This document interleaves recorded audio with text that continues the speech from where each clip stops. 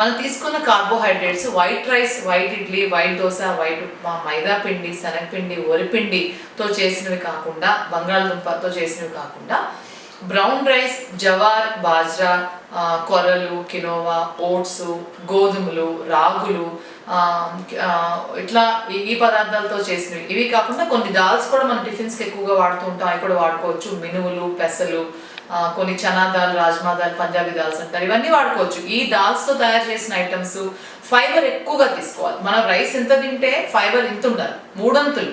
Rice ఇంత అయితే దీనికి 3 కప్పులు ఫైబర్ తీసుకోవాలి. అంటే సలాడ్ ఎక్కువగా మన ఆకుకూరలు, కాయగూరలు, మన ఇంట్లో ఉండిన కూరల్లో నూనె, ఉప్పు తక్కువ వేసి ఒక 1/2 కేజీ కూర మనం తినగలగాలి ప్రతి మీల్లో.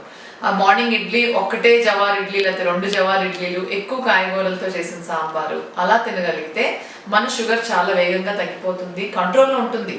రోజు చేయాల్సిన ఎక్సర్సైజెస్ మానకుండా చేయాలి. 30 to 60 minutes బ్రిస్క్ యాక్టివిటీ చాలా ఇంపార్టెంట్. ఈ యాక్టివిటీలో aerobic exercises, yoga, strength increasing, balance techniques అన్నీ కూడా చేయాలి.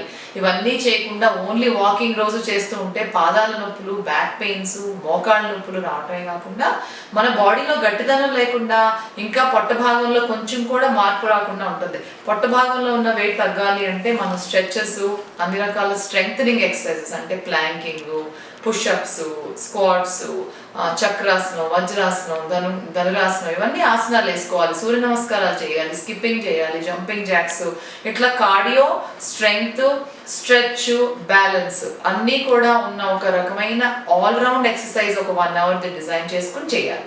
అది కాకపోతే ఒక క్లాస్ యోగా తీసుకోవచ్చు, ఇంకొక క్లాస్ ఏదైనా టెన్నిస్ క్లాస్ కానీ, షటిల్ కానీ ఆడుకుంటూ, ఏదైనా స్పోర్ట్స్ ఆడుకుంటూ కొంచెం రన్నింగ్ ఉన్న లాంటివి చేయాలి.